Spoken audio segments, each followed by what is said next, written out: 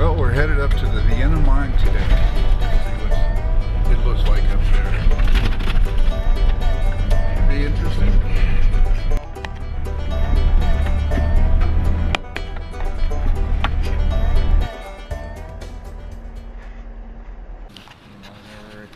The Emma, the Solus, the Vienna, and the Mountain King are the first one in the bottom on the left, what's now called the Webfoot mine. And they were, miners and prospectors teeming all over these mountains. And what happened to create a lot of the really rich ore was all the water percolating from the yearly snowfall and melt.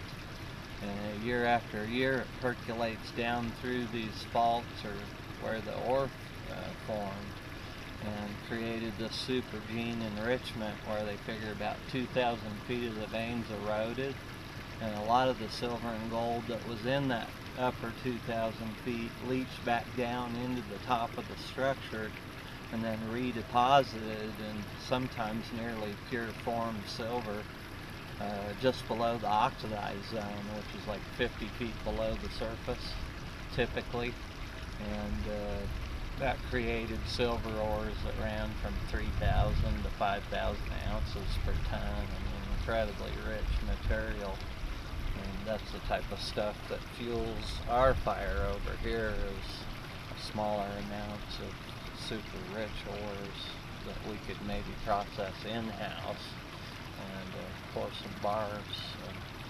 And that's mainly what you pull out here is silver? Keeps you digging. Silver, it's turned out to be high-grade silver, but also high-grade gold. Apparently our end of this huge vein system that stretches all the way over through the head of Alturas Canyon. It runs all the way through the west fork of the Big Smoky to the east here. That vein system created a lot of ore depositation in these particular locations. And on our end, we're closer to the contact with the Chalice Volcanics, and it's that contact between the volcanics and the Idaho batholith, or the granite that underlies all of Idaho, that'll create commercial ore bodies within like 5 miles of the contact. And that's typically the case. Most commercial ore zones will be within 5 miles of a major contact of some kind in geological formations. Like the Idaho batholith.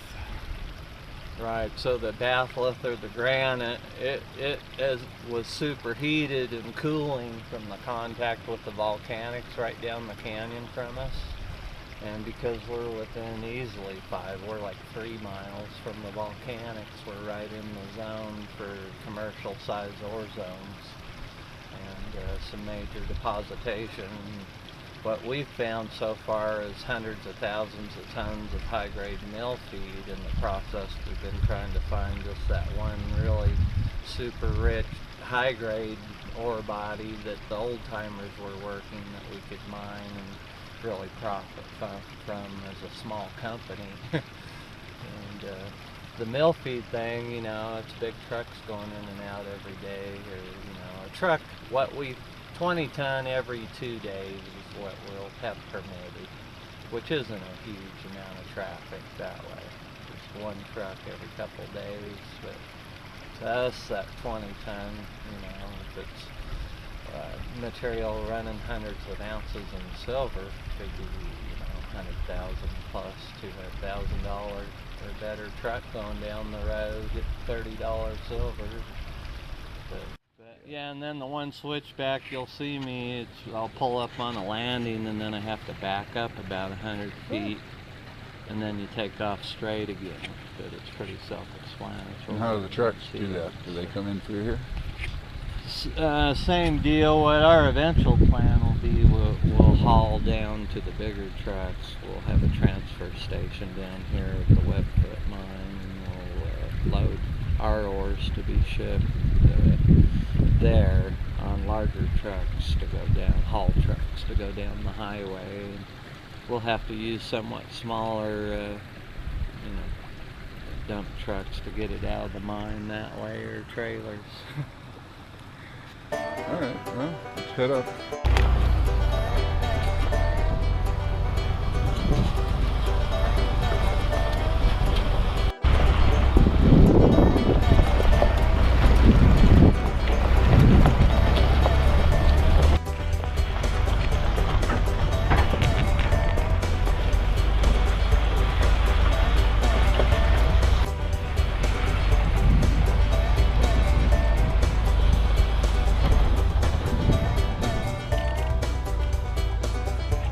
Switchback. Looks like quite a few white pine up here. Yeah, the white bark's got nailed. There's still a few that survived the blight though, right around the path here. They should come back. It's hard to see them dead all over the ridge line. Now we're headed down.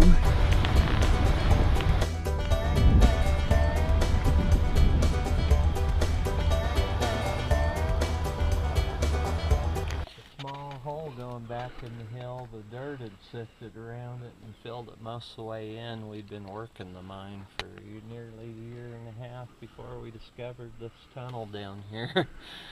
They had actually started the tunnel in to cross-cut the vein above us at a lower level because they ran into water issues in the next level. The mid-level now that they were working, they had sunk a shaft down 35 feet. Vertical shaft, and when we came on the scene that shaft was completely full of water, so we had to re-timber some area that was sagging right over it where their old stope had gone above to the surface, and build ladders and climb down in that shaft, water dripping everywhere. Early on, and we were really primitive, we had old carbide lamps that my grandpa had given us. You'd put carbide in one area in water and basically have a little acetylene torch on your forehead. But the issue with that was when you were down in that shaft, you'd hear something and look up and the water would put your light out. You'd be clear back underground, this 100-plus-year-old working, and about feeling you're most vulnerable, then your light goes out. You kind of a tense moment trying to get it relit, but eventually got some better lights, and now today we have our glorious technology rather than the 12-volt battery pack that can get pretty heavy on the hip. Yes, I got some old equipment, but everything runs on air and looks sort of deceptive. It's like, you know, it looks pretty rusty, but it runs like a top because you just keep the wheels greased and you keep air lubricant in the air motors, and because there's no combustion, the seals don't wear out, rings don't wear, and they just run and run and run. The locomotive will do about 35 miles an hour in second gear coming out the tunnel. With a couple of these big ore cars behind it, you know you've got something behind you. There's a lot of weight there. This is a 4-ton what they call a 4-ton car. And it's a heavy one if you have to push that in the tunnel.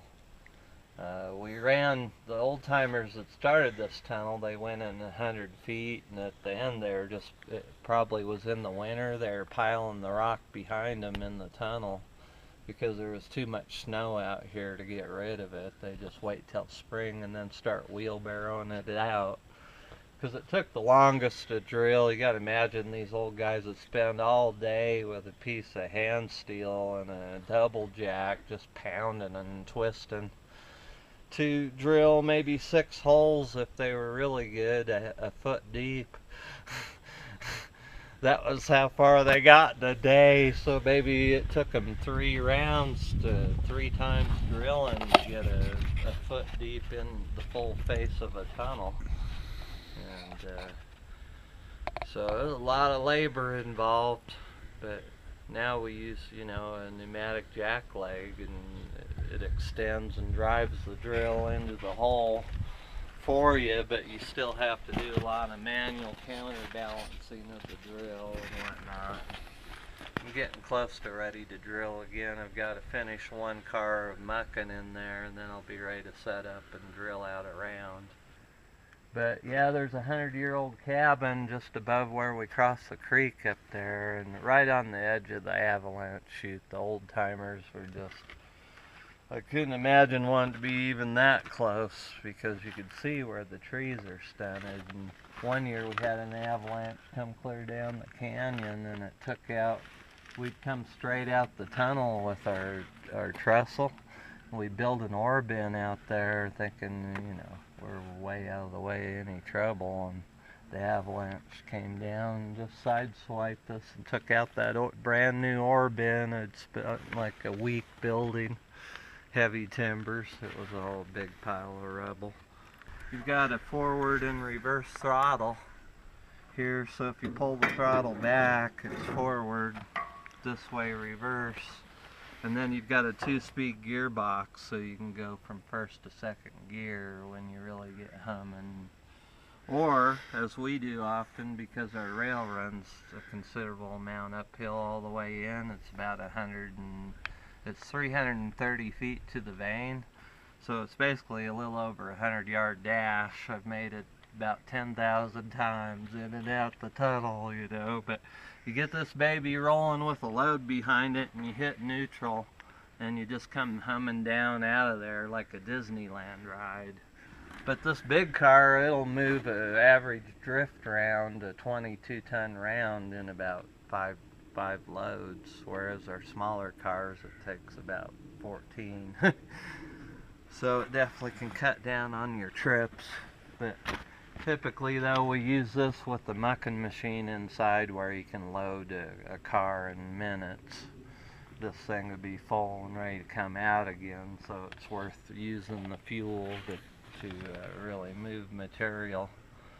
And but right now we're hand tramming with our 2-ton cars or 1.5-ton cars. Forks of that big white bark out there, that was 30 feet off the ground originally out there. So a lot of that whole area we filled in with material out of the mine. But we used to drive the locomotive clear out to the end there, right in the split of the tree there. So, but yeah, the old trestle pretty much had to tear it all down so we could tram the dump away here last year and make more room out here for more tunneling. Keep our little power plant tucked away in this ratty looking building, but it protects it from winter every year. And that's the compressor. The air compressor. Yeah, that's one big compressor. Well, it's the one we're using now is a 375, but this is the one we were using before it, and actually we didn't need the 600. That one out there is a 600. The one before it was a 600 as well, and you could run several headings at the same time with one that big, whereas the 375 though is much more fuel efficient, and it'll do any one task in the mine at a time, or maybe two depending. You could be filling the trammer and drilling or something, or mucking or something like that. But the big dogs though, they use quite a bit of fuel, and that certainly can get to be an inhibiting factor. And basically drilling a drill hole, and then these are compression tubes. It's got a slot on the side, compression steel. So after you drill the hole, you put a driver in the end of the drill, and then you drive this through one of the steel plates, and then sometimes even through a strap and cyclone fencing. And as they are driven into the hole, they compress, and so they're holding all the way down the length of that tube, and they can literally hold thousands of pounds of rock in place. And the theory basically is that weight held in place is weightless. So if you can hold that rock in place and keep it from ever moving, then it'll never weigh anything.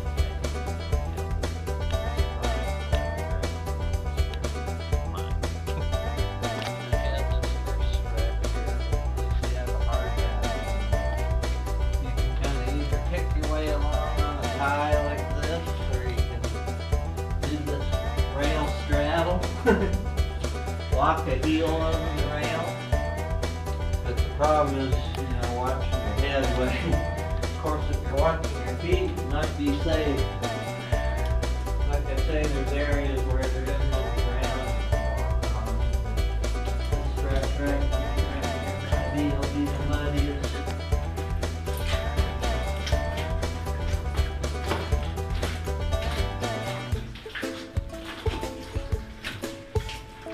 Yeah, there's old guys there probably in here in the winter.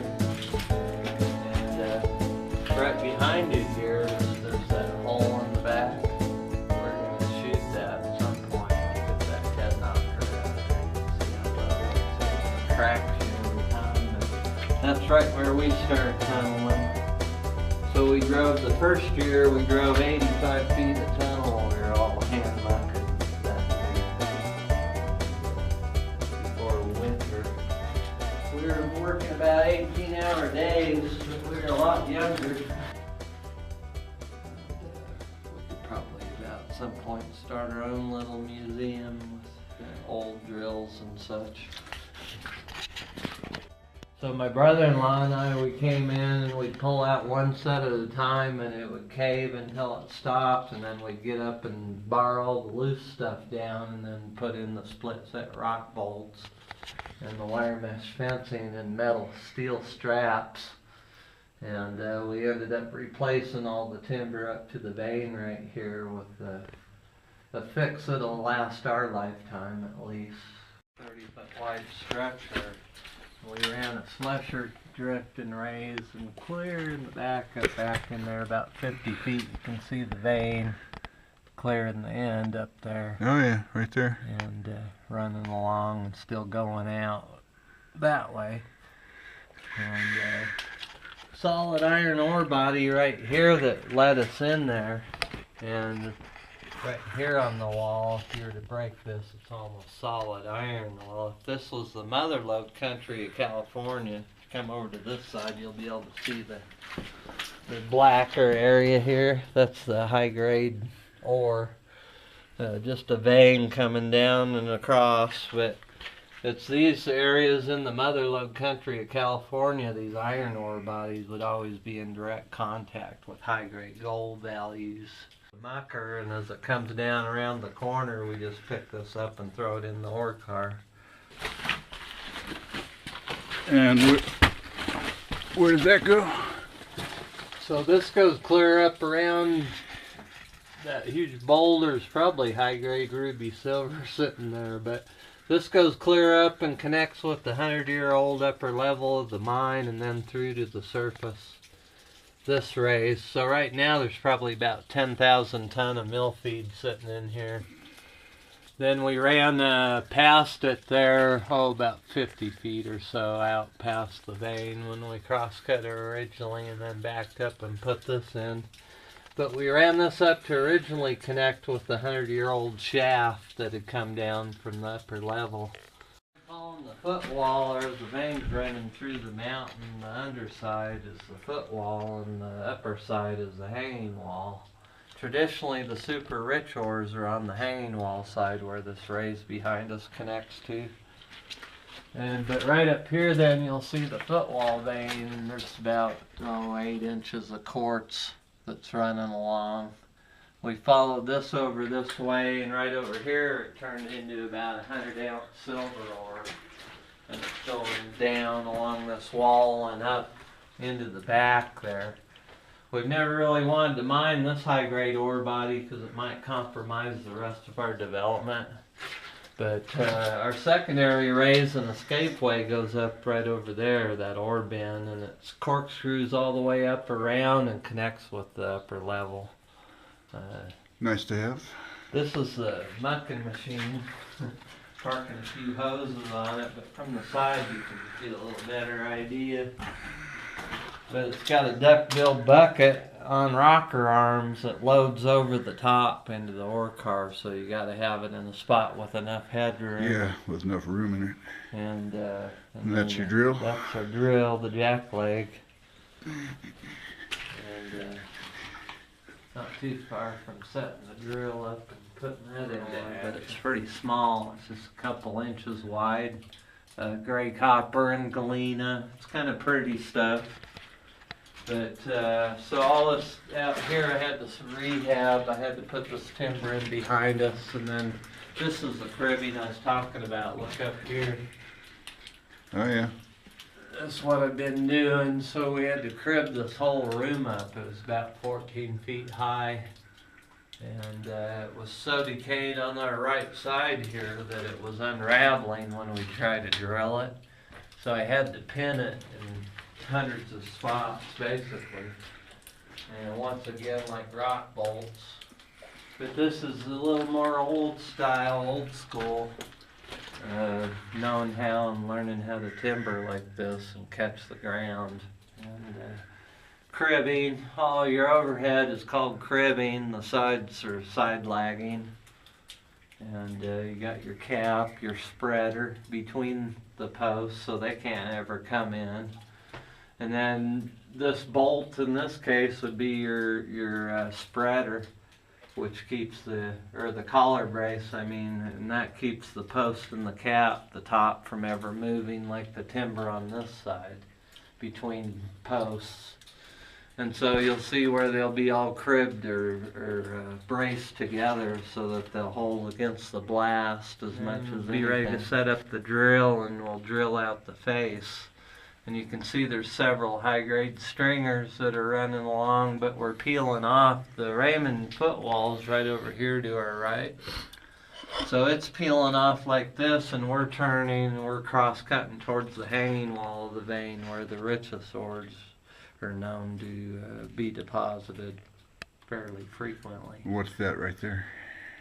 So that is a big face of probably a chunk of calcite, but it looks like it's marking the direction. This red through here, get it out in the light, it could be some ruby silver, but it caved out from the shock of the blast around the corner over here. Watch your feet here if you stay kind of on this rail and board. It's not too bad around this water tank. But we use the big water tank, we fill it to au naturel, and we use it to pump drill water through the drill steel. And that eliminates dust. And eliminating the dust, we don't die from silicosis. But if you climb up over by that wood ladder, you can look up over the top of the pile up there to our right. This raise runs up about 180 feet and clear it back up over that other tunnel. Oh yeah, way back up there. Then way back to the left and clear back up around to the old upper level of the mine.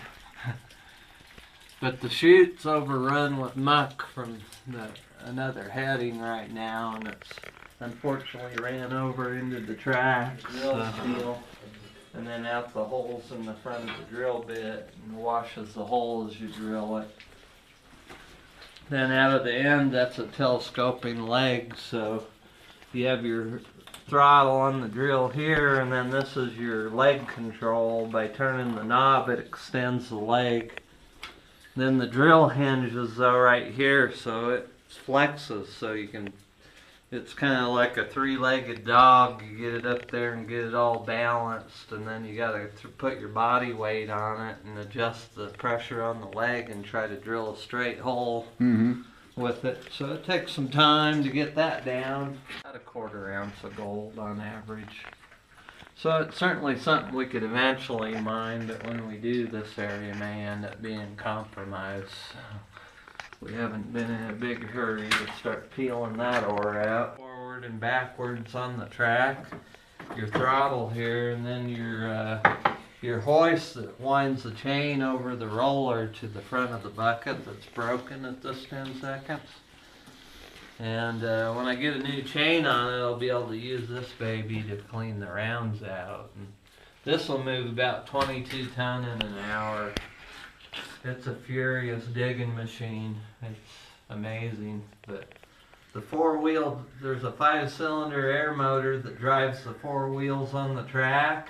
And then another 5-cylinder air motor that winds the rocker arm up and dumps the bucket over the top into the ore car. So when you're operating this, you stand back, keep everything you want to keep out of the way, because when this bucket comes over, if you get anything in here, it'll take it right off. Basically, this goes into your drill hole up against your charge, and then you pull it 6 inches back. Then you typically, if you have a helper, he's running the stinger in the bag of nitrate. You're pulling the activator handle and you slowly shoot the hole full of nitrate. As it's loading, you can hear the difference. And you keep pulling the loading tube out of the hole as it's filling. And basically nitrate burns at the same rate as the dynamite, so every 8 inches of nitrate is equivalent to 1 more stick of dynamite. So if you load a 6-foot hole full of nitrate and you have a half stick of powder, it's equivalent to loading the whole 6-foot hole full of dynamite, but it's a lot cheaper. And that's cost. That's where the nitrate comes in. And unfortunately, everything's heavily controlled after 9/11. And, you know, you have to sign your life away to get this stuff. And low rock. Low rock, low light.